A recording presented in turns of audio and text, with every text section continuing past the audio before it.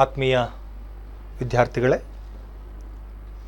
ನಾನು ತಮ್ಮೆದುರುಗಡೆ ಇದು 4ನೇ ಅವಧಿಯ ಪಾಠ.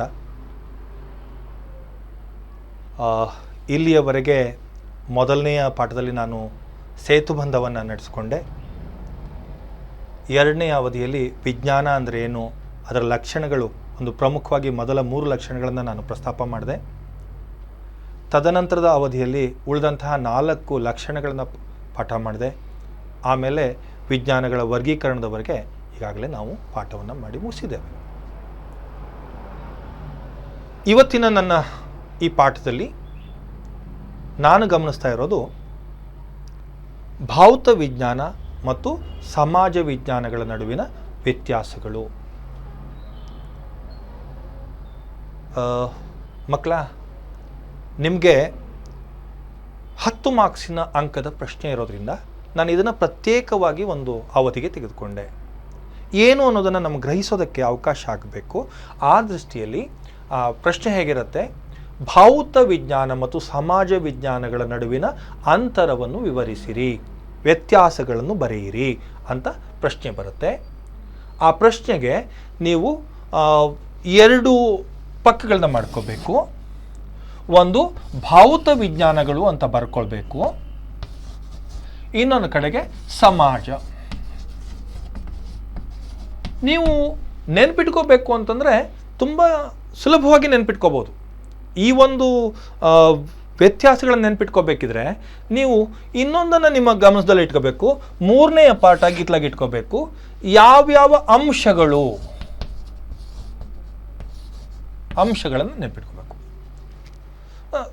ಸ್ವಲ್ಪ ಹಿಂಗೆ ಗಮನಿಸೋಕೆ ಉತ್ತರ ಬರೆಯೋದಕ್ಕಷ್ಟಕ್ಕೆ ಪೀಠಿಕೆಯಾಗಿ ಹೇಳ್ತಾ ಇದ್ದೇನೆ. ಮೊದಲನೇ ಅಂಶ ಯಾವ್ಯಾವ್ದು ಬರ್ತದೆ. ಇಲ್ಲಿ ಬರುವಂಥದ್ದು ಭೌತ ವಿಜ್ಞಾನದಲ್ಲಿ ಭೌತಶಾಸ್ತ್ರ, ಸೈನ್ಸ್ಶಾಸ್ತ್ರ ಇಂಥದ್ದು ಬರ್ತದೆ. ಇಲ್ಲಿ ಸಮಾಜಶಾಸ್ತ್ರ, ರಾಜ್ಯಶಾಸ್ತ್ರ ಇಂಥದ್ದು ಬರ್ತದೆ. ಹಾಗೆಯೇ ಇಲ್ಲಿ ಬರುವಂಥದ್ದು ನೀವು ಅದರ ಲಕ್ಷಣಗಳಲ್ಲಿ ಮೊದಲನೇದು ಸಾರ್ವತ್ರಿಕತೆ ಇದೆಯಾ ಅಂದರೆ ಇದು ಹೆಚ್ಚಾಗಿ ಸಾರ್ವತ್ರಿಕವಾಗಿದೆ, ಅದರಲ್ಲಿ ಯಾವ ಸಮಸ್ಯೆ ಇಲ್ಲ. ಇಲ್ಲಿ ಸಾರ್ವತ್ರಿಕತೆಯ ಸಮಸ್ಯೆ ಇದೆ. ಹೀಗೆ ಅವನ್ನೆಲ್ಲನೂ ನಾನೀಗ ಕೊಡುವಂತಹ ಒಂದು 7 ಅಂಶಗಳಲ್ಲಿ ನಾನು ಚರ್ಚೆ ಮಾಡ್ತೇನೆ. ಆ 7 ಅಂಶಗಳಲ್ಲಿ ನಾನೇನು ಚರ್ಚೆ ಮಾಡ್ತೇನೆ, 7ರಿಂದ 8 ಅಂಶಗಳಲ್ಲಿ ಚರ್ಚೆ ಮಾಡ್ತೇನೆ, ಅವನ್ನೆಲ್ಲವನ್ನು ನೀವು ಸರಿಯಾಗಿ ಗ್ರಹಿಸಿ ಬರೆಯೋದಕ್ಕೆ ಅವಕಾಶ ಮಾಡಿಕೊಡ್ಬೇಕು. ಆ ರೀತಿ ಬರೆದಾಗ ಮಾತ್ರ ನಿಮಗೆ 10ಕ್ಕೆ ಅಂಕ ಬರುತ್ತೆ. ಅದಕ್ಕಾಗಿ ಇದೊಂದು ಸಾಮಾನ್ಯವಾಗಿ ಕೇಳಲ್ಪಡುವ ಪ್ರಶ್ನೆ. ಅದಕ್ಕೋಸ್ಕರವೇ ಪ್ರತ್ಯೇಕವಾದ ಒಂದು ಅವಧಿಗೆ ನಾನು ಇದನ್ನು ಆರಂಭ ಮಾಡ್ತಿದ್ದೇನೆ. ಭೌತ ವಿಜ್ಞಾನಗಳು ಅಂದರೆ ಏನು, ಸಮಾಜ ವಿಜ್ಞಾನಗಳು ಅಂದರೆ ಏನು, ಎರಡನ್ನೂ ಅಭ್ಯಾಸ ಮಾಡಿದ್ದೀವಿ. ವ್ಯಾಖ್ಯೆಗಳನ್ನು ಅಭ್ಯಾಸ ಮಾಡಿದ್ದೀವಿ. ಆಮೇಲೆ ವಿಜ್ಞಾನದ ಲಕ್ಷಣಗಳನ್ನು ಅಭ್ಯಾಸ ಮಾಡಿದ್ದೀವಿ. ವಿಜ್ಞಾನಗಳ ಲಕ್ಷಣಗಳನ್ನು ಇಲ್ಲಿ ಇಟ್ಕೊಂಡಾಗ, ಅಂಶಗಳಾಗಿ ಇಟ್ಕೊಂಡಾಗ ಇದು ಭೌತ ವಿಜ್ಞಾನ ಹೇಗೆ ಅದರಲ್ಲಿ ಬರುತ್ತೆ, ಹಾಗೂ ಸಮಾಜ ವಿಜ್ಞಾನದಲ್ಲಿ ಅದು ಯಾವ ರೀತಿಯಲ್ಲಿ ಆಗತ್ತೆ, ಇದನ್ನು ನೀವು ಗಮನಿಸಿಬಿಟ್ರೆ ಈಸಿ, ನಿಮಗೆ ಸುಲಭವಾಗಿ ನೀವು ನೆನ್ಪಿಟ್ಕೋಬೋದು. ಅದಕ್ಕಾಗಿಯೇ ನಾನು ಅದೇ ಅಂಶಗಳನ್ನು ನೋಡ್ತಾ ಇದ್ದೀನಿ. ನನಗೆ ಮೊಟ್ಟ ಮೊದಲಿಗೆ ನಾನೊಂದಷ್ಟು ಗಮನಿಸಬೇಕಾಗಿದ್ದು, ಈಗಾಗಲೇ ಹಿಂದಿನ ಕ್ಲಾಸಲ್ಲಿ ನಾನು ಹೇಳಿದ್ದನ್ನು ಇಲ್ಲಿ ಸ್ವಲ್ಪ ಮಟ್ಟಿಗೆ ಅದನ್ನು ವಿಮರ್ಶೆ ಮಾಡ್ಕೊಂಡು ಹೋಗ್ತೀನಿ. ನಾನು ಹಿಂದಿನ ಕ್ಲಾಸಲ್ಲಿ ಹೇಳಿದೆ, ಭೌತ ವಿಜ್ಞಾನ ನಮಗೆ ಅಭ್ಯಾಸಕ್ಕಿಲ್ಲ, ಅದೊಂದು ಪ್ರತ್ಯೇಕವಾಗಿ ಇಟ್ಕೊಂಡು ಅಧ್ಯಯನಕ್ಕಷ್ಟಕ್ಕೆ ನಾವು ಅದನ್ನು ಬಳಸ್ಕೊಳ್ಳೋಣ ಅಂತ. ಇನ್ನೊಂದು ಸಮಾಜ ವಿಜ್ಞಾನ ನಮಗೆ ಹೆಚ್ಚು ಲಕ್ಷ್ಯಕ್ಕೆ ಬೇಕಾಗಿರೋದು, ಅದನ್ನು ನಾವು ಗಮನಿಸೋಣ ಅಂತ. ಈ ಭೌತ ವಿಜ್ಞಾನ ಸಮಾಜ ವಿಜ್ಞಾನಗಳ ಪ್ರಶ್ನೆ ಬಂದಾಗ ನಾವು ಸಮಾಜ ವಿಜ್ಞಾನಕ್ಕೆ ಹೆಚ್ಚು ಫೋಕಸ್ ಮಾಡ್ತಾ ಇದ್ದೀವಿ, ಅದನ್ನು ಹೆಚ್ಚು ಒತ್ತು ಕೊಡ್ತಾ ಇದ್ದೀವಿ. ಯಾಕೆ ಅಂತಂದರೆ ನಮ್ಮ ಸಮಾಜಶಾಸ್ತ್ರ ಸಮಾಜ ವಿಜ್ಞಾನದ ಅಡಿಯಲ್ಲಿ ಬರುತ್ತೆ. ನಾನು ಸಮಾಜ ವಿಜ್ಞಾನಗಳ ಪ್ರಸ್ತಾಪ ಮಾಡಬೇಕಿದ್ರೆ ಹೇಳಿದೆ, ಇದು ಸಮಾಜಕ್ಕೆ ಸಂಬಂಧಪಟ್ಟಿದ್ದು, ಇದರ ಕೇಂದ್ರ ಬಿಂದು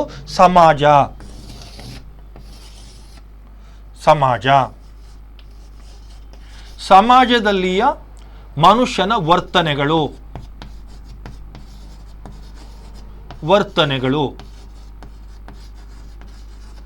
ಹಾಗೂ ಆ ಮನುಷ್ಯನ ವಿಶೇಷವಾದ ಏನು ಹೇಳ್ತೀರಿ, ಸಾಮಾಜಿಕ ಜೀವನ,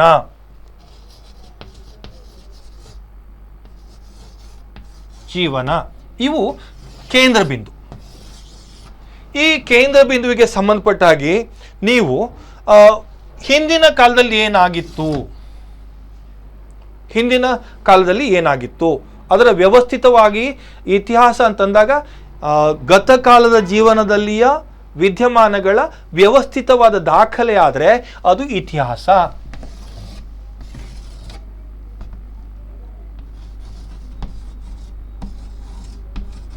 ವ್ಯವಸ್ಥಿತವಾದ ದಾಖಲೆ ಆಯಾ ಕಾಲಗಳಲ್ಲಿಯ ಸಾಮಾಜಿಕ ಜೀವನವನ್ನು ಅಭ್ಯಾಸ ಮಾಡುವಂತಹದ್ದು, ಆಯಾ ಕಾಲಗಳಲ್ಲಿ ನಡೆದಂತಹ ವಿದ್ಯಮಾನಗಳ ಸಮರ್ಥವಾದ ದಾಖಲೆಯಾಗಿರ್ತದೆ.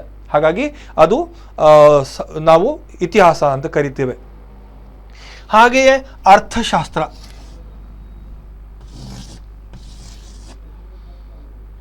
ಇಕಾನಮಿಕ್ಸ್.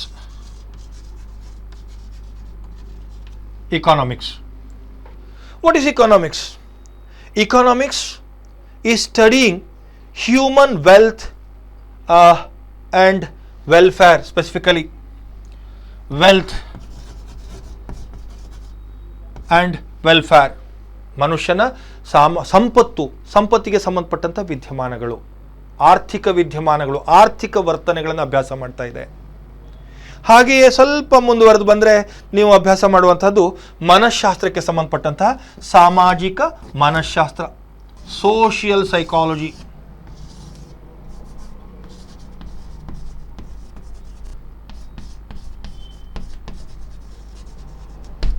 ಏನು ಸೋಷಿಯಲ್ ಸೈಕಾಲಜಿ, ಸಾಮಾಜಿಕ ಮನಃಶಾಸ್ತ್ರ ಅಂದರೆ ಈ ಸಮಾಜದಲ್ಲಿದ್ದಾಗ ಮನುಷ್ಯನ ವರ್ತನೆ ಒಂದು, ವೈಯಕ್ತಿಕವಾಗಿದ್ದಾಗ ಅವನ ವರ್ತನೆಯೇ ಇನ್ನೊಂದು. ಹಾಗಾಗಿ ಮನುಷ್ಯನನ್ನ ಸಮಾಜದಲ್ಲಿ ಯಾಕೆ ಹೀಗೆ ವರ್ತಿಸ್ತಾನೆ, ಯಾಕೆ ಅವನಿಗೆ ಖಿನ್ನತೆ, ಯಾಕೆ ಅವನಿಗೆ ಉದ್ವೇಗ, ಯಾಕೆ ಇನ್ನೊಂದು ರೀತಿಯ ಆವೇಗಗಳು ಇತ್ಯಾದಿಗಳನ್ನು ಸಮಾಜದ ನೆಲೆಗಟ್ಟಿನಲ್ಲಿ ನೋಡಬೇಕು. ಉಳಿದವರ ಜೊತೆಯಲ್ಲಿ ಒಂದು ತುಲನಾತ್ಮಕವಾಗಿ ನಾವು ಗಮನಿಸಿದಾಗ ಅವನ ಮಾನಸಿಕ ಸ್ಥಿತಿಗಳ ಸಾಮಾಜಿಕ ಮನಃಶಾಸ್ತ್ರ ಅಭ್ಯಾಸ ಮಾಡ್ತದೆ. ಅವನ ವ್ಯಕ್ತಿತ್ವ ಅಂದರೆ ಪರ್ಸ್ನಾಲಿಟಿ ಅಂತೀರಿ, ಪರ್ಸ್ನಾಲಿಟಿ ಏನಿದೆ, ಯಾಕೆ ಹೀಗಿದೆ ಇತ್ಯಾದಿ ವಿಷಯಗಳನ್ನು ಅಭ್ಯಾಸ ಮಾಡೋದು. ಹ್ಯೂಮನ್ ಬಿಹೇವಿಯರ್, ಮಾನವನ ವರ್ತನೆಗಳು, ಅದರ ಅಧ್ಯಯನ, ಅದನ್ನು ಅಭ್ಯಾಸ ಮಾಡುತ್ತೆ. ಹಾಗೆಯೇ ಆ ಮಾನವ ತಾನು ನಾಯಕನಾಗಬೇಕು, ನನ್ನಲ್ಲಿ ನಾಯಕತ್ವ ಗುಣಗಳೇನಿದೆ, ಕುಟುಂಬದ ಯಜಮಾನನಾಗಬೇಕು, ಆ ಯಜಮಾನನಾದಾಗ ಹೇಗಿರಬೇಕು, ಯಜಮಾನನ ಕರ್ತವ್ಯಗಳೇನು, ಇವೆಲ್ಲ ರಾಜಕೀಯ ವರ್ತನೆಗೆ ಸಂಬಂಧಪಟ್ಟಿದ್ದು. ಅಂಥ ಒಂದು ಅಭ್ಯಾಸವನ್ನು ಮಾಡುವಂಥದ್ದು ಪೊಲಿಟಿಕಲ್ ಸೈನ್ಸ್. ಈ ಸಮಾಜದಲ್ಲಿರುವ ವ್ಯಕ್ತಿಗಳು ನಾಯಕತ್ವ ಗುಣ ಯಾಕೆ, ನಾಯಕತ್ವಕ್ಕಾಗಿ ಹೋರಾಟ ಇರಬಹುದು, ಆ ಎಲ್ಲ ವಿದ್ಯಮಾನಗಳನ್ನು ರಾಜ್ಯಶಾಸ್ತ್ರ ಅಭ್ಯಾಸ ಮಾಡುತ್ತದೆ. ಹಾಗೇನೆ ಇವುಗಳ ಜೊತೆಯಲ್ಲಿ ಮಾನವಶಾಸ್ತ್ರ ಒಂದಿದೆ. ಮಾನವಶಾಸ್ತ್ರ ಮಾನವನ ಬೆಳವಣಿಗೆ ಹೇಗಾಯಿತು, ಅಥವಾ ಮಾನವನ ಕಾರ್ಯಗಳು, ಮನುಷ್ಯನ ಯಾವ್ಯಾವ ಚಟುವಟಿಕೆಗಳು ಹೇಗಿದ್ವು, ಹಿಂದೆ ಏನು ಹಿಂದೇನು, ಆ ಮಾನವಶಾಸ್ತ್ರದಲ್ಲಿ ನಾವು ಅಭ್ಯಾಸ ಮಾಡ್ತೀವಿ. ಅದನ್ನು ಆಂಥ್ರೋಪಾಲಜಿ ಅಂತ ಕರಿತೀವಿ. ಇವೆಲ್ಲವಕ್ಕೂ ಪೂರಕವಾಗಿ ಇಡೀ ಸಮಾಜದ ಮಾನವ ಇದೆಲ್ಲಕ್ಕೂ ಹೆಚ್ಚು ಸಂಪರ್ಕಕ್ಕೆ ಸಮರ್ಪಕವಾದ ಅಧ್ಯಯನಕ್ಕೆ ಸಿಗ್ತಾ ಇರೋದು ಸಮಾಜಶಾಸ್ತ್ರ.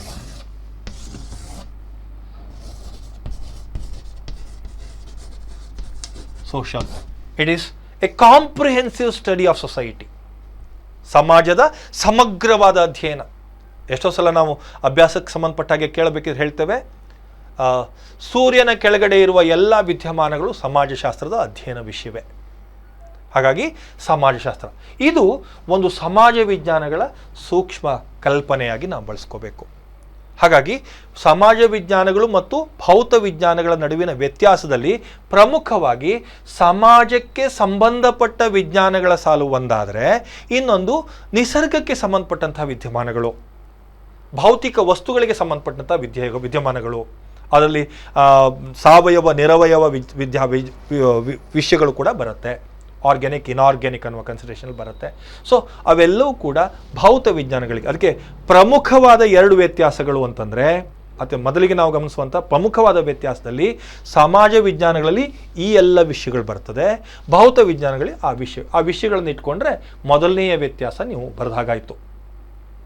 ಭೌತಶಾಸ್ತ್ರ ಏನು ಮಾಡ್ತದೆ, ಸಮಾಜಶಾಸ್ತ್ರ ಏನು ಮಾಡ್ತದೆ, ಈ ರೀತಿಯ ವಿದ್ಯಮಾನಗಳನ್ನು ಅಭ್ಯಾಸ ಮಾಡುವಂಥ ಒಂದು ಪರಿಭಾಷೆಯಲ್ಲಿ ನಾವು ನೋಡ್ತೀವಿ ಸಮಾಜ ವಿಜ್ಞಾನಗಳಿಗೆ. ಇದನ್ನು ಬಿಟ್ಟರೆ ಉಳಿದಂತೆ ವ್ಯತ್ಯಾಸಗಳನ್ನು ನಾವು ಪಟ್ಟಿ ಮಾಡ್ತಾ ಹೋಗೋಣ. ಇದನ್ನು ಬಿಟ್ಟರೆ ಉಳಿದಂಥ ವಿದ್ಯಮಾನಗಳನ್ನ ಪಟ್ಟಿ ಮಾಡ್ತಾ ಹೋಗೋಣ. Dear friends, in the last 3 classes I have completed. The very first one I focused on bridge course. In the second I started with science, meaning of science, etymological or literal meaning of science and its definition, then its characteristics. I studied first 3 characteristics in the second class, and remaining 4 characteristics were discussed in the next class, so the last class. I hope if you want to get the comprehensive knowledge or the detailed information regarding the science, we should have to go through the characteristics. I said earlier there will be a 5 marks question regarding characteristics of science. Then I started classification of science. We considered social sciences and physical sciences, and we considered the definition of social science as well as physical science. All these things will be considered in the last class.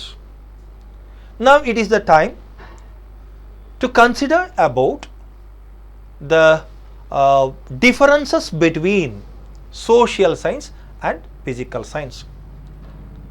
Specifically, we consider social sciences rather than the physical sciences, because sociology is a social science.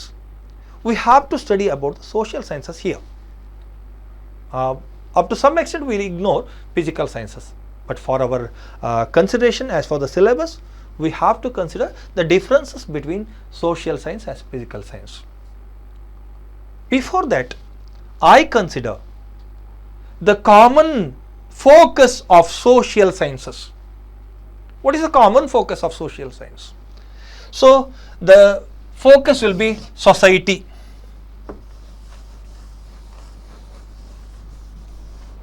Society is the focus. Society is the focus. Here we have to consider the man's social life. Social life of man. And his the social life, his social behaviors will be considered. Society, social behaviors.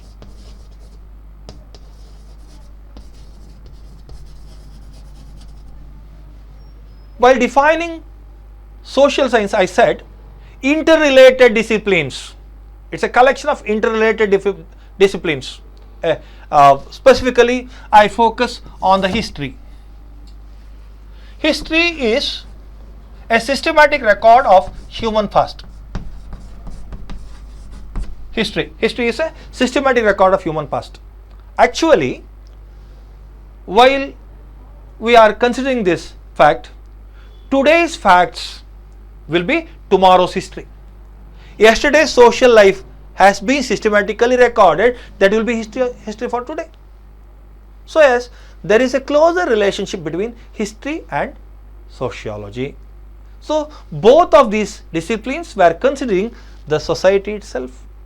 They are centered around society itself. Like a second aspect, economics, which is focusing wealth and welfare of society. Simply while defining, we will consider that economics is a subject deals with specifically the distribution, production, distribution and consumption of goods and services. Economics is a science deals with production, distribution and consumption of goods and services. So that activities going around society itself, they are in the society itself. So it is related to the sociology, society itself. Then you may consider social psychology, how man behaves in society. See, if he is alone, he will be very polite. When he is involving in a mob, in a mass, his behaviors will be unexpected. Such unexpected behaviors will be possible in the mass. That will be considered. And you may consider regarding the political science. In the family, there will be a head who is taking the leadership and the responsibilities of the family. This will be considered as political behavior. The leadership will be considered. He will be the leader of the particular locality. He will be leader of the nation. He will be leader at the international level also. So that leadership qualities were related to the society only. So simply political science is also centered around society itself. And you may consider anthropology, human activities, specifically studies the human work and his behaviors from different ages, that will be considered. Lastly, we focus on sociology. It is a comprehensive study of human society. Sociology is nothing but it's a comprehensive study of human society. So all these social sciences are interrelated. That's why while you have to consider as the psychology, sociology and psychology are the twin sisters, we'll say. So each and every social sciences are interrelated and they are commonly focusing the society. That much will be considered. So while I have to consider these social sciences, you should remember all these things. Friends, now it is the time to focus on the main differences.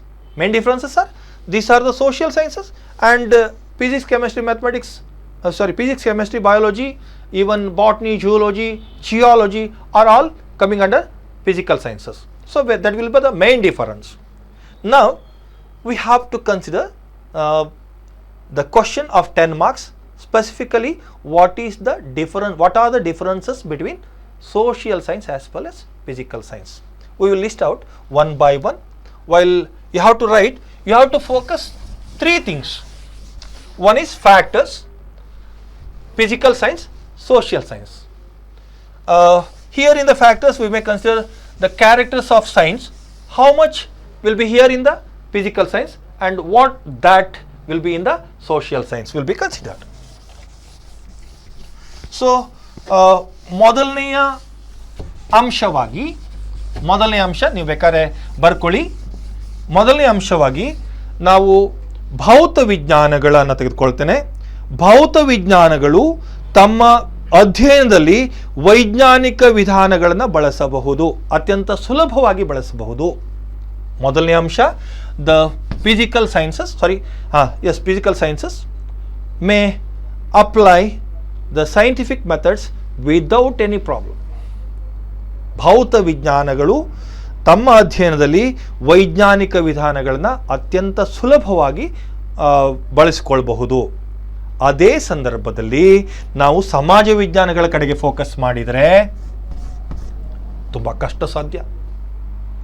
ಭೌತ ವಿಜ್ಞಾನದಷ್ಟು ಸುಲಭವಾಗಿ ಸಮಾಜ ವಿಜ್ಞಾನಗಳಲ್ಲಿ ನಾವು ವೈಜ್ಞಾನಿಕ ವಿಧಾನಗಳನ್ನು ಬಳಸೋದಕ್ಕೆ ಆಗ್ತಾ ಇಲ್ಲ. ಕಷ್ಟ ಸಾಧ್ಯ ಅನ್ನೋದಿದೆ, ಆದರೆ ಕಷ್ಟ ಅನ್ನೋದು ಇದೆ. ಬರೀ ಸಾಧ್ಯ ಇಲ್ಲ ಅಂತ ನಾನು ಹೇಳಲ್ಲ, ಕಷ್ಟ ಸಾಧ್ಯ. ಅಲ್ಲಿ ಹೆಚ್ಚಿನ ಶ್ರಮ ಹಾಕಬೇಕಾಗ್ತದೆ.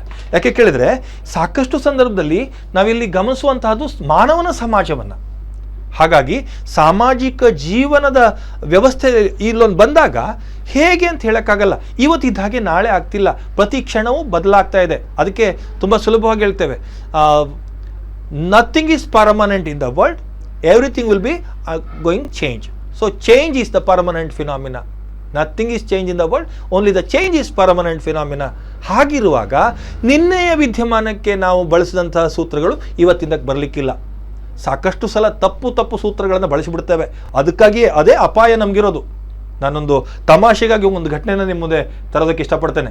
ಏನಪ್ಪ, ಒಬ್ಬ ಸಂಶೋಧಕನಿಗೆ ಒಂದು ಪ್ರಶ್ನೆ ಬಂತಂತೆ, ಈ ಬಾತುಕೋಳಿಯನ್ನು ಹೇಗೆ ಹಿಡಿಬೇಕು. ಅವನು ಸಂಶೋಧನೆ ಮಾಡೋಕ್ಕೆ ಶುರು ಮಾಡಿದ, ಹೇಗೆ ಹಿಡಿಯೋಣ ಅಂತ. ಎಲ್ಲ ಅವಲೋಕನದ ಮೂಲಕ ಕೊನೆಯಲ್ಲಿ ಒಂದು ಬಕಬಂಧ ಸೂತ್ರ ಅಂತ ಬರೋದು. ಏನು ಬಕವನ್ನು ಬಂಧಿಸೋದು ಹೇಗೆ, ಬಾತುಕೋಳಿನ ಹೇಗೆ ಬಂಧಿಸಬೇಕು ಅನ್ನೋ ಪ್ರಶ್ನೆ ಬಂದಾಗ ಅವನು ಹೇಳಿದಂತೆ, ಆ ಪಕ್ಷಿಗೆ ಹಣೆಯ ಮೇಲೆ ಒಂದು ಬೆಣ್ಣೆ ಮುದ್ದೆ ಇಡಬೇಕು. ಆ ಪಕ್ಷಿ ಆ ಬೆಣ್ಣೆ ಮುದ್ದೆ ಕರಗಿ ಅದ್ರ ಕಣ್ಣು ಕಟ್ತದೆ, ಅದು ಕಾಣೋದಿಲ್ಲ, ಆವಾಗ ಹಿಡ್ಕೋಬೇಕು. ನೋಡಿ, ಸಮಾಜ ವಿಜ್ಞಾನಗಳಲ್ಲಿ ಸಾಕಷ್ಟು ಸಲ ನಾವು ವೈಜ್ಞಾನಿಕ ವಿಧಾನಗಳನ್ನು ಅಳವಡಿಸಬೇಕಿದ್ರೆ ಇಂತಹ ತಪ್ಪುಗಳನ್ನು ಮಾಡಿಬಿಡ್ತೀವಿ. ಯಾಕೆ ಹಾಗಾಗತ್ತೆ ಅಂತಂದರೆ, ನಮಗೆ ಅದರ ಸ್ಪಷ್ಟವಾದ ಕಲ್ಪನೆಗಳು ಇರೋದಿಲ್ಲ. ಸಂಶೋಧಕರಿಗೆ ಸಾಕಷ್ಟು ಪೂರ್ವಾಗ್ರಹಗಳೋ ಜ್ಞಾನದ ಕೊರತೆಯೋ ಇಂಥವೆಲ್ಲ ಬರೋ ಸಾಧ್ಯತೆಗಳಿದೆ. ಹಾಗಾಗಿ ತಪ್ಪುಗಳು ಸಂಭವಿಸಿಬಿಡ್ತದೆ. ಅದಕ್ಕೆ ಮೊದಲನೇ ಅಂಶದಲ್ಲಿ ನಾನು ಗಮನಿಸೋದು, ಸಮಾಜ ವಿಜ್ಞಾನಗಳಲ್ಲಿ ವೈಜ್ಞಾನಿಕ ವಿಧಾನಗಳ ಬಳಕೆ ತುಂಬ ಕಷ್ಟ ಸಾಧ್ಯ. ಎರಡನೇ ಅಂಶ ನೋಡಿದರೆ, ವೈಜ್ಞಾನಿಕ ಸಂಶೋಧನೆಗಳನ್ನು ಕೈಗೊಳ್ಳುವಾಗ ಭೌತ ವಿಜ್ಞಾನಗಳಲ್ಲಿ ಪ್ರಯೋಗಾಲಯದ ಅವಕಾಶ ಇದೆ, ಲ್ಯಾಬೋರೇಟರಿ ಫೆಸಿಲಿಟಿ.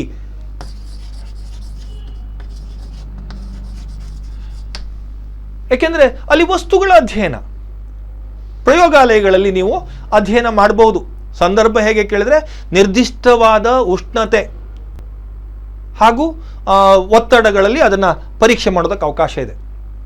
ಆದರೆ ಇಲ್ಲಿ ಸಮಾಜ ವಿಜ್ಞಾನದಲ್ಲಿ ಯಾವ ಪ್ರಯೋಗಾಲಯದಲ್ಲಿ ವ್ಯಕ್ತಿಗಳನ್ನು ಪರೀಕ್ಷೆ ಮಾಡೋಣ? ಇಡೀ ಸಮಾಜವೇ ಒಂದು ಪ್ರಯೋಗಾಲಯ ಅಂತ ಅಂದ್ಕೊಳ್ಬೇಕು. ಇಲ್ಲಿ ಪ್ರಯೋಗಾಲಯದ ವ್ಯವಸ್ಥೆನೇ ಇಲ್ಲ. ಮನುಷ್ಯನ ಪ್ರಯೋಗಾಲಯದಲ್ಲಿ ಇಡೋದಕ್ಕಿಂತನೂ ಇಡೀ ಸಮಾಜವೇ ಒಂದು ಪ್ರಯೋಗಾಲಯವಾಗಿದ್ದು, ಪ್ರಯೋಗಕ್ಕಾಗಿ ಸನ್ನಿವೇಶಗಳನ್ನು ನಿರ್ಮಾಣ ಮಾಡಬೇಕಾಗ್ತದೆ. ಆ ಸನ್ನಿವೇಶಗಳನ್ನು ನಿರ್ಮಾಣ ಮಾಡೋದಷ್ಟು ಸುಲಭ ಅಲ್ಲ. ಹಾಗಾಗಿ ಸಮಾಜ ವಿಜ್ಞಾನಗಳಲ್ಲಿ ಪ್ರಯೋಗಾಲಯಗಳ ಬಳಕೆ ಸ್ವಲ್ಪ ಕಷ್ಟ ಸಾಧ್ಯ. ಅದನ್ನೇ ನಾನಿಲ್ಲಿ ಗಮನಿಸ್ತಾ ಇದ್ದೇನೆ. The differences between physical and social sciences, specifically the very first one, the scientific methods can be applied very easily, effectively in social science.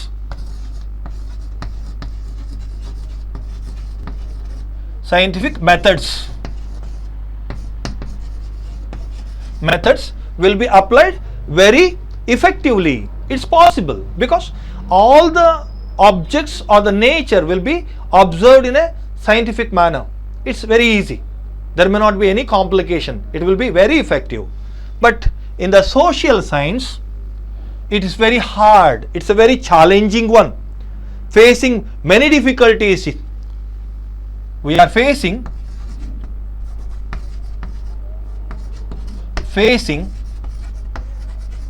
many difficulties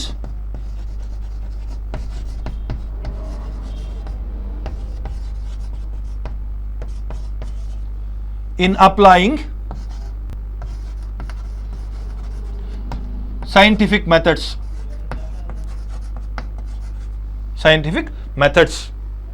So this is a challenge for sociologists. I may not say it is not possible. It is a challenging task. It is possible but bit complicated. So it's possible but bit complicated. So it has its own methods to study. Social sciences has their own methods to study. So it is possible but bit complicated. The second one, physical sciences make use of laboratory, and artificially created laboratories are possible for the studying of natural sciences. That's very easy. You may check the material or object within a particular room temperature and pressure. The specific conditions will be considered. What temperature, in which temperature it will be happens, like that. So in the same way, regarding the laboratory for the society, it is not possible. Experiments under the laboratory conditions are difficult or not possible, sometimes I say. So the whole society is a lab. Society itself is a lab. Society is the lab.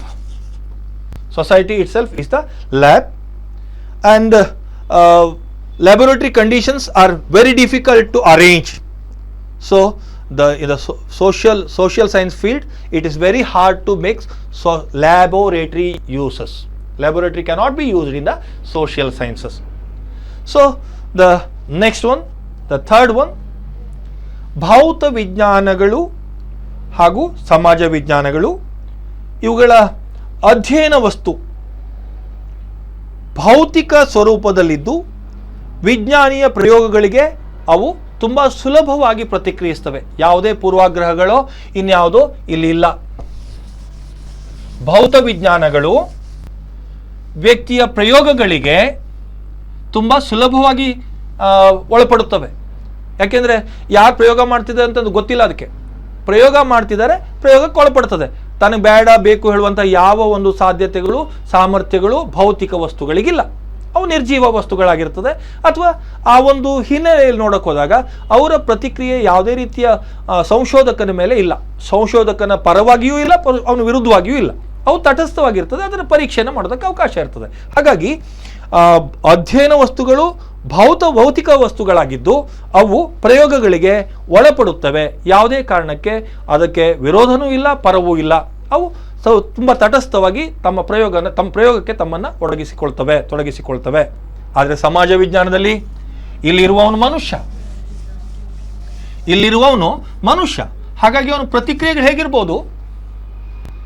ಪ್ರಯೋಗವನ್ನು ಮಾಡೋದ ಸಂದರ್ಭ ಬೇಡಿ, ಸಜೀವಿಗಳಾದ ಮಾನವರೇ ಇಲ್ಲಿ ಪ್ರಯೋಗಾಲಯದ ವಸ್ತುಗಳು, ಅಥವಾ ಆ ಒಂದು ಮನುಷ್ಯರನ್ನು ಅಧ್ಯಯನ ಮಾಡಬೇಕಾಗಿದೆ. ಆ ಮನುಷ್ಯ ನೀವು ಮಾಡುವ ಪ್ರಯೋಗಕ್ಕೆ ಸಹಕರಿಸದೇ ಇರಬಹುದು. ಇಲ್ಲಪ್ಪ ನನಗೆ ಬೇಡ ಇದಲ್ಲ. ಇನ್ನು ಕೆಲವು ಸಂದರ್ಭದಲ್ಲಿ ನಿಮ್ಮನ್ನು ವಿರೋಧಿಸಲೂಬಹುದು, ನೀವು ಯಾಕೆ ಬಂದಿದ್ದೀರಿ ಹೀಗೆ ಅಂತ. ಬೆಸ್ಟ್ ಎಕ್ಸಾಂಪಲ್ ನಾನು ಕೊಡ್ಬೋದು. ನಾವೇನು ಕೋವಿಡ್ ಬಂತು ಅನ್ನೋ ಸಂದರ್ಭದಲ್ಲಿ ಬೆಂಗಳೂರಲ್ಲಿ ಒಂದು ಏರಿಯಾದಲ್ಲಿ ಅವ್ರಿಗೆ ಹೋಗಿ ಇಲ್ಲ ಕ್ವಾರಂಟೈನ್ ಮಾಡ್ತೀವಿ ಅಂತ ಹೋಗಿ ಕರೆಯೋಕ್ಕೆ ಹೋದಾಗ ಪೊಲೀಸರನ್ನ ಏನು ಆರೋಗ್ಯ ಕಾರ್ಯಕರ್ತನ ಓಡಿಸ್ಕೊಂಡು ಬಂದಿದ್ದು ಇದೆ. ನಿಮ್ಗೆ ಇದಕ್ಕಿಂತ ಒಳ್ಳೆ ಉದಾಹರಣೆ ಬೇಕಾಗಿಲ್ಲ. ಅದೇ ಯಾವುದೋ ಬಾಹುಲಿನೋ ಇನ್ನೇನೋ ಹಾಕಿದ್ದಿದ್ರೆ, ಅಥವಾ ನೀವು ನೋಡ್ದಂಗೆ ಯಾವುದೋ ವಸ್ತು ಆಗಿದ್ರೆ ಸುರಕ್ಷಿತ ತಂದು ಮಾಡಿಬಿಡ್ತಿದ್ವಿ. ಆದರೆ ಆಮೇಲೆ ಏನೆಲ್ಲ ಗದ್ದಲಾಯಿತು ನಿಮಗೂ ಗೊತ್ತಿದೆ. ಬರೇ ಒಂದು ಕೋವಿಡ್ ಪರೀಕ್ಷೆಗೆ ಸಂಬಂಧಪಟ್ಟಂಗೆ ಕ್ವಾರಂಟೈನ್ ಮಾಡಬೇಕು ಅನ್ನೋ ಅದು ಪಾಸಿಟಿವ್ ಕಂಡವರಿಗೆ ಕ್ವಾರಂಟೈನ್ ಮಾಡಬೇಕು ಅಂದಾಗ ಆರೋಗ್ಯ ಕಾರ್ಯಕರ್ತರ ಮೇಲೆ ಹಲ್ಲೆ ಕೂಡ ಆಗಿದ್ದು ತಮಗೆ ಗೊತ್ತಿದೆ. ಅಂದರೆ ಅವು ಸಹಕಾರ ಕೊಡದೇ ಇರ್ಬೋದು, ಇಲ್ಲ ವಿರೋಧ ಮಾಡಿ ಮರಬಹುದು. ಹಾಗಾಗಿ ಸಜೀವಿಗಳಾದ ಮಾನವರು ಇಲ್ಲಿಯ ವಸ್ತುಗಳಾಗಿರೋದ್ರಿಂದ ಪ್ರಯೋಗ ಮಾಡುವಾಗ ಪ್ರಯೋಗಗಳಿಗೆ ಅವರು ಸಹಕರಿಸದಿರಬಹುದು, ಅಥವಾ ಅವರು ಅದನ್ನು ವಿರೋಧಿಸಬಹುದು. ಮತ್ತೊಂದು ನೋಡೋಣ. ನಾಲ್ಕನೆಯ ವ್ಯತ್ಯಾಸ ನಾನು ಇಲ್ಲಿ ಗಮನಿಸ್ತಾ ಇದ್ದೇನೆ. ಈ ನಾಲ್ಕನೆಯ ವ್ಯತ್ಯಾಸದ ಪ್ರಸ್ತಾಪ ಬಂದಾಗ ಭವಿಷ್ಯ ಸೂಚಕತೆ, ಪ್ರಿಡಿಕ್ಟಿಬಿಲಿಟಿ ಅಂತ ಕರಿತೀವಿ. ಭವಿಷ್ಯ ಸೂಚಕತೆ ಏನು? ಭವಿಷ್ಯ ಸೂಚಕತೆ ಯಾವಾಗ ಸಾಧ್ಯ? ಮಾಡ್ತಾ ಇರುವಂತಹ ಸಂಶೋಧನೆಯಲ್ಲಿ ಆ ಪ್ರಯೋಗಕ್ಕೆ ಒಳಪಡುವಂತಹ ವಸ್ತು ಅಥವಾ ವ್ಯಕ್ತಿ ನಮ್ಮ ನಿಯಂತ್ರಣಕ್ಕಿದ್ದಾಗ ಮುಂದೆ ಏನಾಗ್ತದೆ ಅಂತ ಹೇಳಬಹುದು. ಆ ವಿಷಯ ಅಥವಾ ವಸ್ತುವೇ ನಮಗೆ ಅದರ ಮೇಲೆ ನಿಯಂತ್ರಣ ಸಿಗಲಿಲ್ಲ ಅಂದರೆ ನಮಗೆ ಕಷ್ಟ. ಸೊ ಭೌತ ವಿಜ್ಞಾನದಲ್ಲಿ it is possible prediction. Predictability or prediction is very easy. What happens in future or future occurrence will be foretold very easily. It's very easy to say what happens in future, because ಈಗ ಭೌತ ವಿಷಯಗಳಿಗೆ ಸಂಬಂಧಪಟ್ಟಂಗೆ ಭೂಕಂಪ ಯಾವಾಗ ಆಗುತ್ತೆ, tsunami ಯಾವಾಗ ಬರುತ್ತೆ, ಯಾವಾಗ ವಾಲ್ಕೆನೋಗಳು ಬರಬಹುದು, ಏನಾಗಬಹುದು, ಮುಂದೆ ಮಳೆ 24 ಗಂಟೆಲಿ ಹೇಗಿದೆ, ಮುಂದಿನ ಇದೊಂದು 4 ದಿವಸ ಯಾವ ರೀತಿ ಮಳೆ ಬರ್ಬೋದು ಇತ್ಯಾದಿಗಳ ಅಭ್ಯಾಸ ನಮಗೆ ಸುಲಭವಾಗಿ ಸಿಗತ್ತೆ.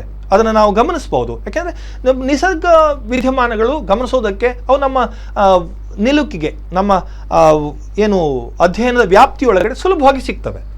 ಆದರೆ ಅದೇ ನೀವು ಮನುಷ್ಯರನ್ನ ನೋಡಕ್ಕೆ ಹೊರಟ್ರೆ, ಮನುಷ್ಯರಿಗೆ ಅಥವಾ ಸಮಾಜಕ್ಕೆ ಸಂಬಂಧಪಟ್ಟು ಸಮಾಜ ವಿಜ್ಞಾನಗಳಿಗೆ ಸಂಬಂಧಪಟ್ಟರೆ ಅದಕ್ಕೆ ಹೇಳ್ತಾ ಇರೋದು the prediction is not so easy.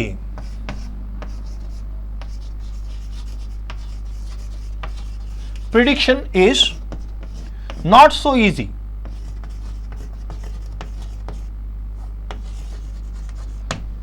ಯಾಕೆ ಸುಲಭ ಅಲ್ಲ ಅದು? ಯಾಕೆ ಸುಲಭ ಅಲ್ಲ ಅಂದರೆ ಆ ಮನುಷ್ಯರ ಮೇಲೆ ನಮಗೆ ನಿಯಂತ್ರಣ ಇಲ್ಲ. ಅವರು ಒಂದು ಸಲ ನಮಗೆ ಪೂರಕವಾಗಿ ಸ್ಪಂದಿಸಬಹುದು, ಇನ್ನು ಕೆಲವೊಮ್ಮೆ ವಿರೋಧವಾಗಿ ಸ್ಪಂದಿಸಬಹುದು, ವಿರೋಧ ಮಾಡಬಹುದು. ನಾನೀಗಾಗಲೇ ಒಂದು ಉದಾಹರಣೆ ಕೂಡ ತಮಗೆ ಕೊಟ್ಟಿದ್ದೀನಿ. ಇಲ್ಲೊಂದು ಮಜಾ ಅಂತಂದರೆ, 2 ಜನ ವಿದ್ಯಾರ್ಥಿಗಳು ನೀವು ಸ್ನೇಹಿತರಾಗಿದ್ದೀರಿ. ಇವತ್ತು ನಾವು ಇವರು ಸ್ನೇಹಿತರು ಅಂತ ನಿಮ್ಮನ್ನು ಅವಲೋಕನ ಮಾಡ್ತಾ ಇದ್ದರೆ ಇದ್ದಕ್ಕಿದ್ದಂತೆ ನೋಡ ಇವತ್ತಿಬ್ರು ಹೊಡ್ಕೊಳ್ವ ಅಂತ ನೀವು ಬೇಕೊಳ್ಳಾದ್ರೂ ಹೊಡ್ಕೊಳ್ಬೋದು. ನಾವು ಸ್ನೇಹಿತರು ಅಂದರೆ ಇವತ್ತು ವೈರಿಗಳಾಗ್ಬಿಟ್ಟಿದ್ದೀರಲ್ಲ, ವಿರೋಧಿಗಳಾಗ್ಬಿಟ್ಟಿದ್ದೀರಲ್ಲ, ಹೇಳೋಕ್ಕಾಗತ್ತಾ? ಇವರು 2 ಜನ ಸ್ನೇಹಿತರು ಶಾಶ್ವತವಾಗಿ ಸ್ನೇಹಿತರಾಗಿರ್ತಾರೆ ಅಂತ ಹೇಳೋಕ್ಕಾಗಲ್ಲ. ಯಾವುದೋ ಸಂದರ್ಭದಲ್ಲಿ ಹೊಡ್ಕೊಂಡಿರ್ತೀರಿ. ಹಾಗಾಗಿ ಇಲ್ಲೇನಾಗಿದೆ, ಭೌತ ವಿಜ್ಞಾನಗಳಲ್ಲಿ ಅಂಥದ್ದೆಲ್ಲ ಬಹಳ ಕ್ವಚಿತ್ತು, ತುಂಬ ಕಡಿಮೆ. ಈಗ ಎಕ್ಸೆಪ್ಷನ್ಸ್ ಅಂತ ಬಿಡ್ತೇವೆ. ಈಗ ಉದಾಹರಣೆಗೆ ನೀರು ಶಾಖ ಆಗ್ತಾ ಹೋದಾಗೆ 0ರಿಂದ 4ರವರೆಗೆ ಹಿಗ್ಗೋದ್ರ ಬದಲು ಕುಗ್ಗತ್ತೆ, ಆಮೇಲೆ ಹಿಗ್ತಾ ಹೋಗುತ್ತೆ. ಅದು ಏನು ಹೇಳ್ತೇವೆ ನಾವು, ಎಕ್ಸೆಪ್ಷನ್ಸ್ ಅಂತ. ಈ exceptions are very rare occasions. ಇಂತಹ ಏನು ಅಪವಾದಗಳು ತುಂಬ ಕ್ವಚಿತ್ತಾಗಿ ಬರ್ತದೆ. ಆದರೆ ಅಪವಾದಗಳೇ ಹೆಚ್ಚಾಗಿರುವ ಸಮಾಜ ವಿಜ್ಞಾನಗಳಾಗ್ಬಿಡ್ತದೆ. ಹಾಗಾಗಿಯೇ ಸಮಾಜ ವಿಜ್ಞಾನಗಳ ನಿಖರತೆಯೂ ಕೂಡ ಕಷ್ಟ, ನಿಖರತೆ ಕಡಿಮೆ ಇದೆ. ಭೌತ ವಿಜ್ಞಾನಗಳು ಹೆಚ್ಚು ನಿಖರ, ಸಮಾಜ ವಿಜ್ಞಾನಗಳು ಕಡಿಮೆ ನಿಖರತೆಯನ್ನು ಹೊಂದಿದೆ. ಯಾಕೆ ಅಂತಂದರೆ ಇಲ್ಲಿ ಪ್ರಿಡಿಕ್ಷನ್ ತುಂಬ ಕಷ್ಟ, ಅಥವಾ ನೀವು ಭವಿಷ್ಯ ಸೂಚಕತೆ ತುಂಬ ಕಷ್ಟ ಸಾಧ್ಯವಾದ ವಿದ್ಯಮಾನ. ಅದಕ್ಕಾಗಿಯೇ ಸಾಧಾರಣವಾಗಿ ಭೌತ ವಿಜ್ಞಾನಗಳು ಹೇಗೆ ಹೆಚ್ಚು ನಿಖರತೆಯನ್ನು ಹೊಂದಿರ್ತದೋ ಹಾಗೆ ಸಮಾಜ ವಿಜ್ಞಾನಗಳು ಆ ನಿಖರತೆಯನ್ನು ಹೊಂದಿರೋದಿಲ್ಲ. ಅದಕ್ಕೆ ಕಾರಣ ಇಷ್ಟೇ, ಇಲ್ಲಿ ಭವಿಷ್ಯ ಸೂಚಕತೆ ಸುಲಭ, ಇಲ್ಲಿ ಭವಿಷ್ಯ ಸೂಚಕತೆ ಕಷ್ಟ. ಯಾಕೆ ಕಷ್ಟ ಅಂದರೆ ಆ ಭವಿಷ್ಯ ಸೂಚಕತೆ ಮಾಡೋದು ಸುಲಭ ಯಾವಾಗ ಆಗ್ತದೆ ಅಂದರೆ ಅಲ್ಲಿ ಪ್ರಯೋಗಕ್ಕೆ ಒಳಪಡುವಂತಹ ವ್ಯಕ್ತಿಗಳು ಅಥವಾ ವಸ್ತುಗಳು ನಿಮ್ಮ ನಿಯಂತ್ರಣದಲ್ಲಿದ್ದರೆ ಸುಲಭವಾಗಿ ಸಾಧ್ಯ ಇದೆ. ಆದರೆ ನಮ್ಮ ನಿಯಂತ್ರಣಕ್ಕೆ ಒಳಪಡದಂತಹ ವ್ಯಕ್ತಿಗಳನ್ನು ನಾವು ಮುಂದೆ ಏನಾಗುತ್ತೆ ಅನ್ನುವ ಭವಿಷ್ಯ ಸೂಚಕತೆ ಸಾಧ್ಯ ಇಲ್ಲ. ಸಮಾಜ ವಿಜ್ಞಾನಗಳ ನಿಖರತೆಯ ಮೇಲೆ ಪರಿಣಾಮ ಉಂಟಾಗತ್ತೆ, ಅದು ತುಂಬ ಕಷ್ಟವನ್ನು ನಮಗೆ ತಂದಿಡ್ತದೆ. ಅದಕ್ಕಾಗಿ so the third point here I have to consider in the physical sciences the objects of study such as chemicals, rocks, molecules, electrons, mostly the natural or physical in nature. The materials are physical in nature, so it is very easy to conduct the experiments and they respond in an appropriate way. But in the social science, living human beings are themselves the subject of study. Human beings are the subjects.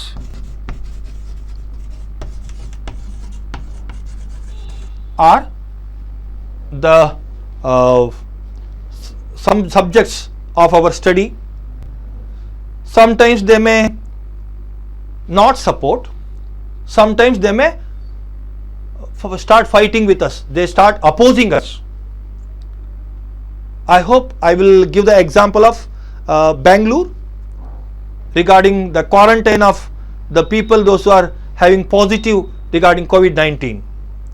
So simply the health workers and the police went that place and they asked that you should have to be stay for few days in quarantine places, but those people are directly attacked on the system itself. Then the remaining factors, simply my consideration is it is very hard to have control, or the people though may be responding in positive, may not be responding in the proper way. That will be the complication. The fourth factor is prediction. Prediction is very easy because you have control over the materials which are coming under the research or the study. So the physical science will be having more exactness just because of this only. The prediction will be possible because they have control over the control over the materials which are undergoing for the study. But in the same, the prediction is not possible. It's very difficult because there will be people are the themselves the subject of study. They are not under the control of the researcher. So simply it is very complicated for the prediction of future occurrences, for telling of future occurrences. So this is again complicated. Next one, ಐದನೆಯ ಅಂಶವಾಗಿ ನಾನು ನೋಡ್ತಾ ಇದ್ದೇನೆ. ಐದನೆಯ ಒಂದು ವ್ಯತ್ಯಾಸ ಕಾರಣೀಯತೆ. ನೀವೇನು ವಿಜ್ಞಾನದ ಲಕ್ಷಣವಾಗಿ ಕಾರಣೀಯತೆಯನ್ನು ನೋಡಿದ್ರಿ, ಇಲ್ಲಿ ಹೆಚ್ಚು ಸ್ಪಷ್ಟವಾಗಿದೆ. ಆದ್ದರಿಂದ ಅಂದರೆ ಕಾರಣೀಯತೆ ಹೆಚ್ಚು ಸ್ಪಷ್ಟವಾಗಿದೆ ಅಂದರೆ ಕಾರಣ ಮತ್ತು ಪರಿಣಾಮಗಳ ನಡುವಿನ ಸಂಬಂಧ ವಿಶೇಷವಾಗಿ ನಿಖರವಾಗಿದೆ. ಮೋಸ್ಟ್ಲಿ ನಾನು ಒಂದು ಎಕ್ಸಾಂಪಲ್ ಕೊಡ್ಬೋದು ನಿಮಗೆ. H2O, ನೀವು ಎಲ್ಲಿಂದ ಎಲ್ಲಿಗೆ ಹೋದರೂ ಕೂಡ 2 ಅಣು ಜಲಜನಕದ್ದು 1 ಅಣು ಆಮ್ಲಜನಕದ್ದು ಸೇರಿದರೆ ನೀರೇ ಆಗೋದು. ಅಲ್ಲಿ ಅವೆರಡರ ಪರಿಣಾಮ ಏನು, ಅವೆರಡು ಸಂಯೋಗದಿಂದಾಗಿ ನೀರು ಪರಿಣಾಮವಾಗಿ ನೀರು ಸಿಗ್ತದೆ. ಅದೇ ನೀವು ಸಮಾಜ ವಿಜ್ಞಾನಗಳಿಗೆ ಬಂದರೆ ಕಾರಣೀಯತೆ ಹೆಚ್ಚು ಅಸ್ಪಷ್ಟವಾದುದು. The causation is very complicated.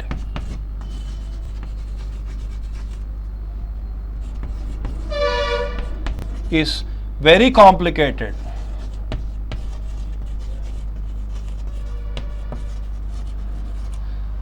ಕಾರಣೀಯತೆಯು ಅತ್ಯಂತ ಗೊಂದಲದಾಯಕವಾದುದು.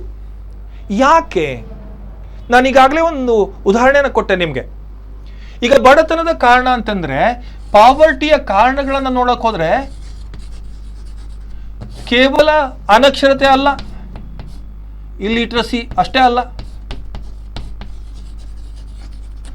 ಅನಕ್ಷರತೆ ಮಾತ್ರ ಕಾರಣ ಅಲ್ಲ. ಓವರ್ ಪಾಪ್ಯುಲೇಷನ್ ಇರ್ಬೋದು, ಅಥವಾ ಅನ್ಎಂಪ್ಲಾಯ್ಮೆಂಟ್ ಪ್ರಾಬ್ಲಮ್ ಇರ್ಬೋದು, ಅಥವಾ ನ್ಯಾಚುರಲ್ ಕೆಲಾಮಿಟೀಸ್ ಇರ್ಬೋದು, ಅಂದರೆ ಪ್ರಕೃತಿ ವಿಕೋಪಗಳಿರ್ಬೋದು. ಯಾವುದಾದ್ರು ಕಾರಣ ಇದೆ. ಹಲವಾರು ಕಾರಣಗಳು ಒಂದು ಘಟನೆಗೆ ಕಾರಣವಾಗಿರ್ತದೆ. ಯಾವುದೇ ಒಂದು ಕಾರಣದಿಂದ ಆಗಿರೋದಿಲ್ಲ, ಹಲವಾರು ಕಾರಣಗಳು ಅಥವಾ ಕಾರಣಗಳ ಸಮುಚ್ಚಯ. ಅದಕ್ಕೆ ನಾನು ಇಲ್ಲಿ ಭಾರತದ ಬಡತನ ಅಂದರೆ ಇಂಟಿಗ್ರೇಟೆಡ್ ಪಾವರ್ಟಿ ಅಂತ ಹೇಳ್ತೇನೆ, ಸಮಗ್ರ ಬಡತನ. ಯಾವುದೇ ಒಂದು ಕಾರಣಕ್ಕಾಗಿ ಬಡತನ ಬಂದಿಲ್ಲ. ಹಾಗಾಗಿ ಯಾವುದೇ ಒಂದು ವಿದ್ಯಮಾನದ ಕಾರಣ ಮತ್ತು ಪರಿಣಾಮಗಳನ್ನು ಅಭ್ಯಾಸ ಮಾಡಬೇಕಿದ್ರೆ ಇದಮಿತ್ತಮ್ ಅಂತ ಹೇಳೋಕೆ ಆಗೋದಿಲ್ಲ. ಅದು ಹಲವಾರು ಘಟನೆಗಳಿಗೆ ಸಂಬಂಧಪಟ್ಟಿದ್ದಾಗಿರೋದ್ರಿಂದ ನಾವು ಇಲ್ಲಿ ಗಮನಿಸಬೇಕಾದಂಥ ಅಂಶ ಸ್ಪಷ್ಟವಾಗಿದೆ. ಕಾರಣೀಯತೆ ಇಲ್ಲಿ ಅಸ್ಪಷ್ಟವಾಗಿದೆ ಅಥವಾ ಕೆಲವೊಮ್ಮೆ ಗೊಂದಲಮಯವಾಗಿದೆ. ಹಾಗಾಗಿ ಯಾವುದೇ ಕಾರಣಕ್ಕೂ ಅಷ್ಟೊಂದು ಸುಲಭವಾಗಿ ಕಾರಣೀಯತೆಯನ್ನು ಹುಡುಕ್ಲಿಕ್ಕೆ ಆಗೋದಿಲ್ಲ. ಮುಂದಿನ ಅಂಶ ವಸ್ತುನಿಷ್ಠತೆ ಮತ್ತು ಮೌಲ್ಯ ನಿರಪೇಕ್ಷತೆ. ವಿಶೇಷವಾಗಿ ಹೇಳಬೇಕು ಅಂದರೆ ಇಲ್ಲಿ ಭೌತ ವಿಜ್ಞಾನಗಳಲ್ಲಿ ಇದೊಂದು ಸಮಸ್ಯೆನೇ ಅಲ್ಲ. ಯಾವ ವಸ್ತುಗಳು ಮೌಲ್ಯಗಳಿಗಾಗಲಿ ಅಥವಾ ವ್ಯಕ್ತಿನಿಷ್ಠವೋ ವಸ್ತುನಿಷ್ಠವೋ ಆ ರೀತಿಯ ವಿಚಾರಗಳೇ ಬರೋದಿಲ್ಲ. ಇಲ್ಲಿ ಮೌಲ್ಯ ನಿರಪೇಕ್ಷತೆ ಸುಲಭವಾಗಿ ನಿರ್ವಹಿಸ್ಬೋದು, ಯಾವ ಗೊಂದಲವೂ ಇಲ್ಲ. There is no complication at all.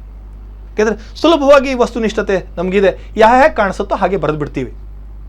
ಆದರೆ ಇಲ್ಲಿರುವ ವಸ್ತುಗಳಿದೆಯಲ್ಲ, ಅಧ್ಯಯನ ವಿಷಯಕ್ಕೆ ಸಂಬಂಧಪಟ್ಟ ಹಾಗೆ ಇಲ್ಲಿರುವ ವ್ಯಕ್ತಿಗಳು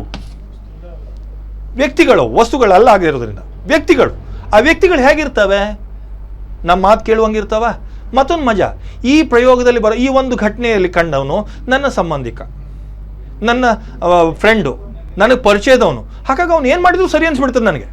ನನ್ನ ವೈಯಕ್ತಿಕ ಮೌಲ್ಯಗಳು ಅಂದರೆ ವ್ಯಕ್ತಿನಿಷ್ಠವಾಗಿ ವಿಚಾರ ಮಾಡ್ತೇನೆ ಬಿಟ್ಟರೆ ವಸ್ತುನಿಷ್ಠವಾಗಿ ವಿಚಾರ ಮಾಡೋಕ್ಕೆ ಹೋಗೋದಿಲ್ಲ. ನಾನು ಆಗಲೇ ಹಿಂದಿನ ಕ್ಲಾಸಲ್ಲಿ ಹೇಳಬೇಕಿರೋದನ್ನ ಹೇಳ್ತಾ ಇದ್ದೆ.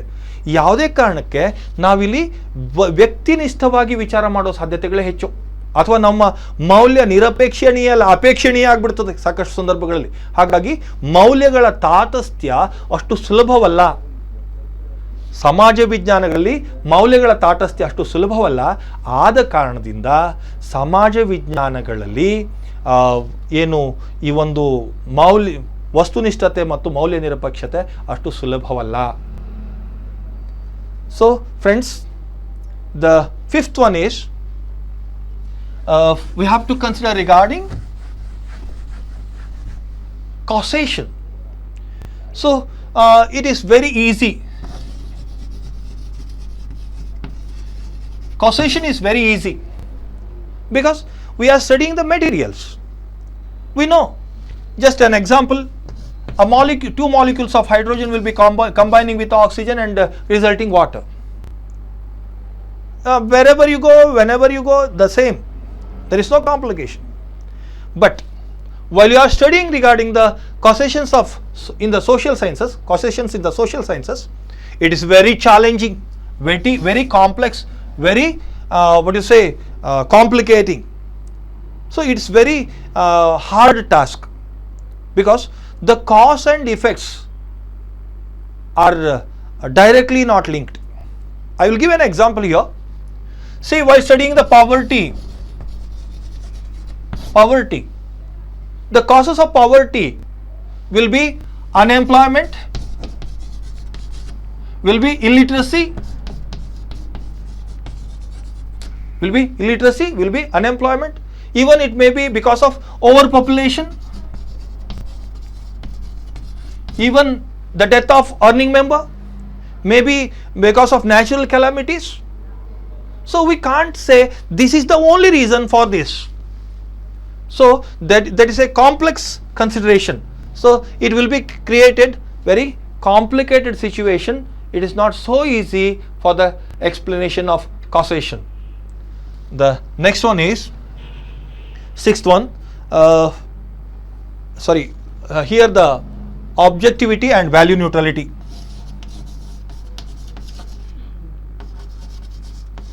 Objectivity and value neutrality.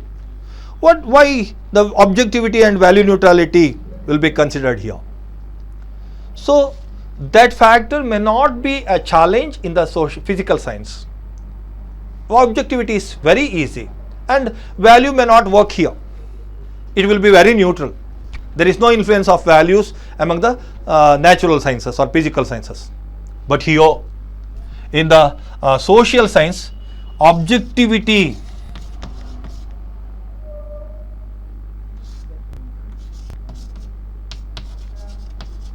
and value neutrality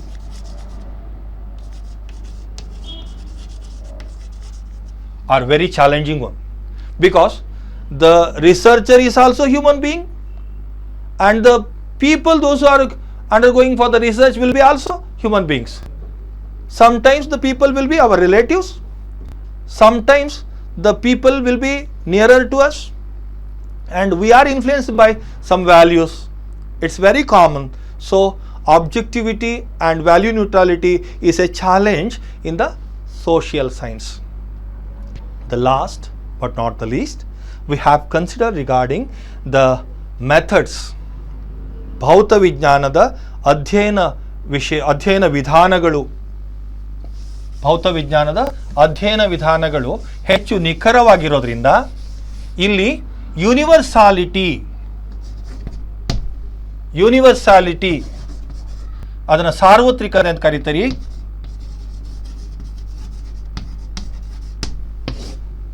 is very, very exact. There is no second opinion regarding the universality. ಅಂದರೆ ಸಾರ್ವತ್ರಿಕತೆಯ ಯಾವ ಗೊಂದಲವೇ ಇಲ್ಲ. ಒಂದು ವಿದ್ಯಮಾನ ಯಾವುದೇ ದೇಶದಲ್ಲಿ, ಯಾವುದೇ ಕಾಲದಲ್ಲಿ, ಯಾವುದೇ ಪ್ರದೇಶದಲ್ಲಿ, ಯಾವುದೇ ಸಂಸ್ಕೃತಿಯಲ್ಲಿ ನೋಡಿ, ಅದು ಹಾಗೆಯೇ ಇರ್ತದೆ. ಕಲ್ಲು ಘನ ಪದಾರ್ಥ ಅಂದರೆ ನಮ್ಮಲ್ಲೂ ಕಲ್ಲು ಘನ ಪದಾರ್ಥನೇ. ಎಲ್ಲ ಸಂಸ್ಕೃತಿಗಳಲ್ಲಿ ನೋಡಿ, ಎಲ್ಲಿಂದ ಶಿಲಾಯುಗದಿಂದ ಇಲ್ಲಿಯವರೆಗೆ ಕಲ್ಲು ಘನ ಪದಾರ್ಥವೇ. ಹಾಗಾಗಿ ಅದು ಬದಲಾದಂತಹ ದಾಖಲೆಗಳೇ ಇಲ್ಲ. ಕಲ್ಲು ಕಲ್ಲೇ. ಇತ್ತೀಚೆಗೆಲ್ಲ ಒಂದು ವಿದ್ಯಮಾನ ನೋಡ್ತಾ ಇದ್ದೆ ನಾನು. ಕಲ್ಲು ಬೆಳೀತದಂತೆ, ಕಲ್ಲು ಓಡ್ತದಂತೆ. ಅದೆಲ್ಲೋ ಅಪವಾದಗಳಿಗೆ.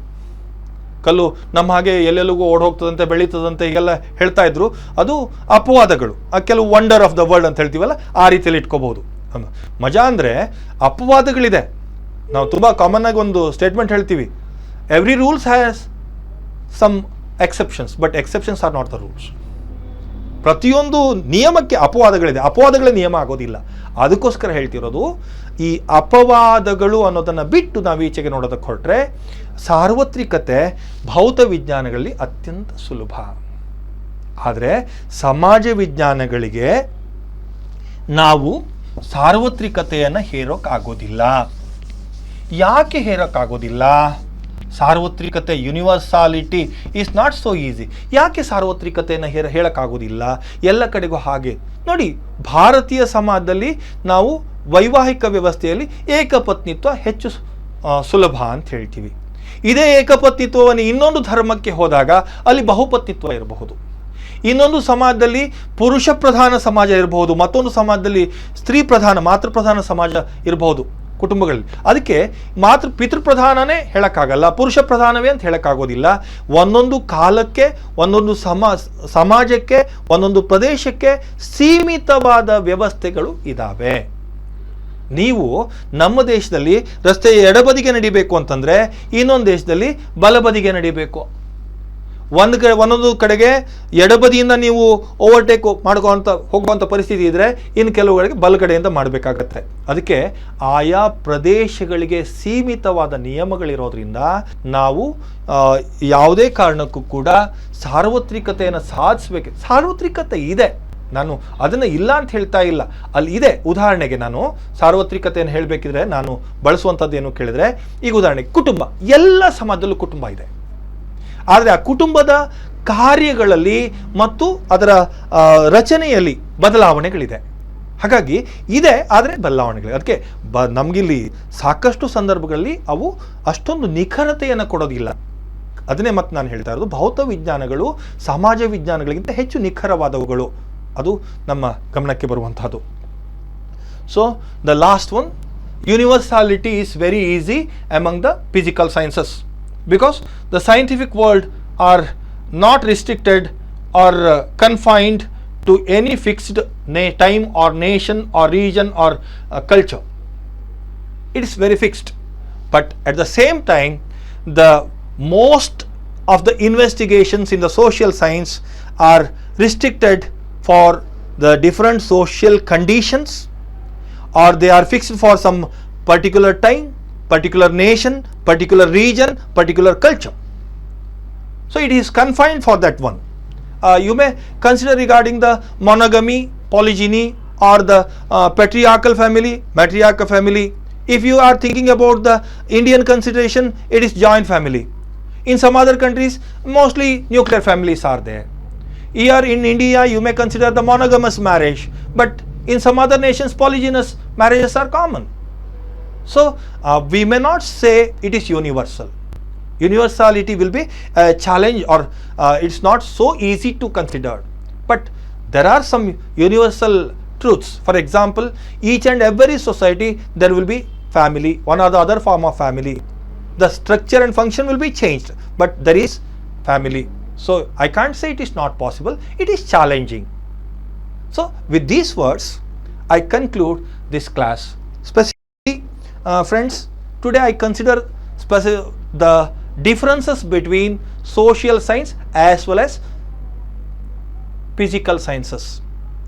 The question will be there, what are the differences between physical and social sciences?